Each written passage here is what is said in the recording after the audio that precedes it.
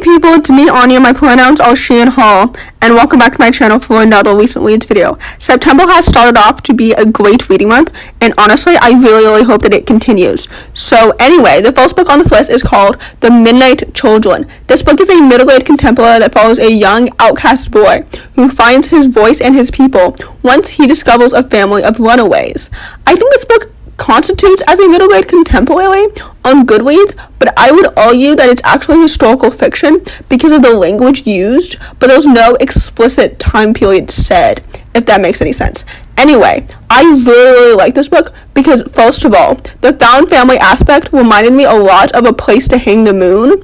The plot was so engaging and so intriguing. The characters were well developed and distinct. The friendships were so lovely and so wholesome. And honestly, I would highly recommend it because I loved every single second of it. It was so awesome and so immersive. This book clearly met my high expectations and exceeded them. I had really high expectations for this book because the author previously wrote The Remarkable Journey of Coyote Sunrise or something like that a few years ago, and that book was absolutely so good. So anyway, this book absolutely was so awesome, and with all that said, I would highly recommend it. So with that said, I rated it 4 stars, and I hope that you would enjoy it too.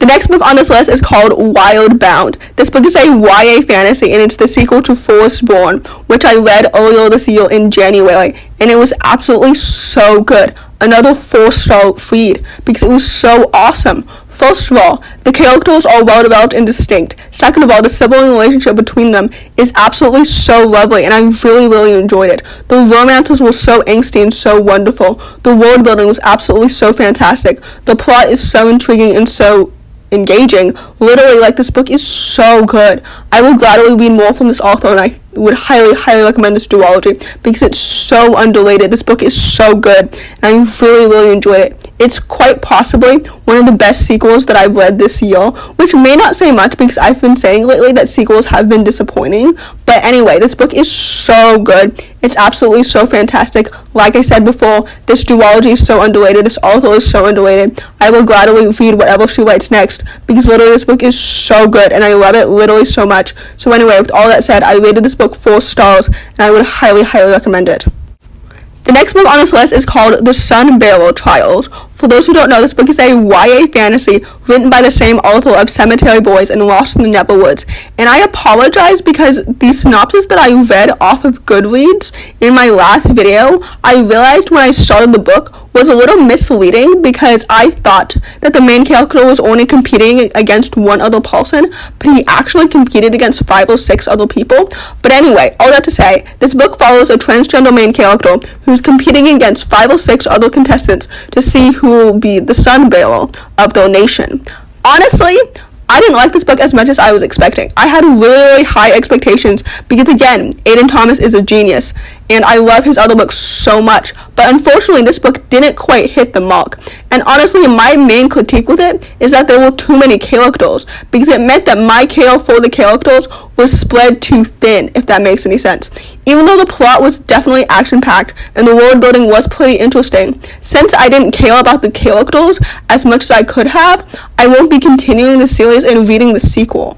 I don't know if that makes any sense at all, but basically, because of the fact that there were way too many characters, I kept mixing up so many of the side characters. I cared about the main character, what I think will be his love interest in the next book, his best friend, and the underdog who was 13 years old.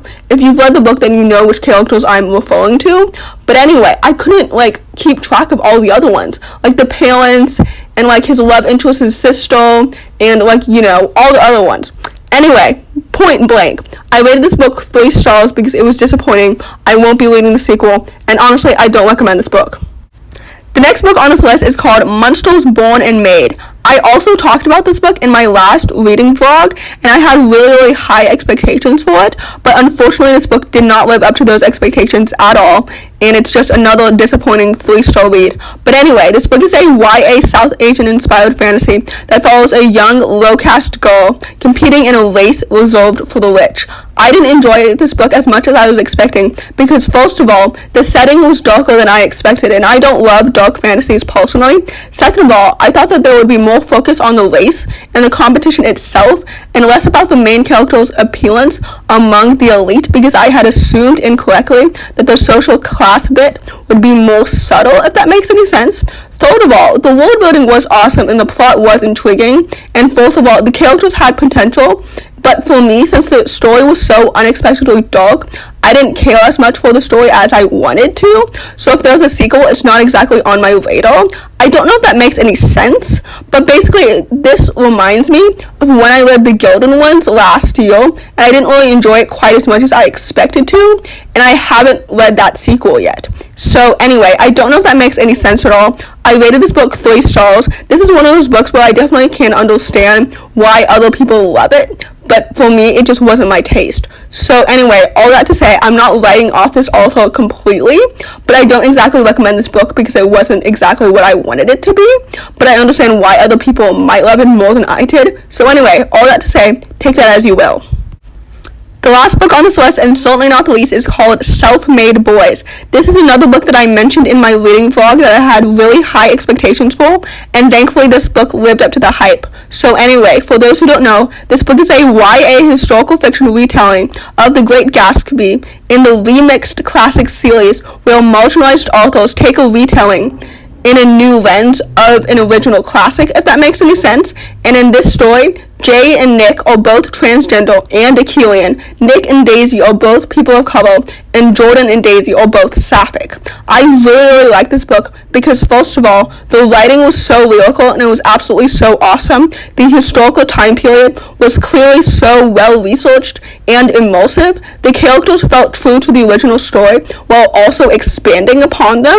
The romances felt so natural, and I would highly recommend, because this retelling provides more nuance and depth to the original classic through this lens, because literally the writing is literally so good. This book is absolutely so awesome, and I would highly recommend it, especially if you love The Great Gatsby like me. I've mentioned this before, but The Great Gatsby was one of my favorite classics that I read in high school, and reading this book was absolutely so good. Like, it was so awesome. This book is so amazing, and this author is so talented. So anyway, with all that said, I rated this book 4 stars, and I would highly recommend it.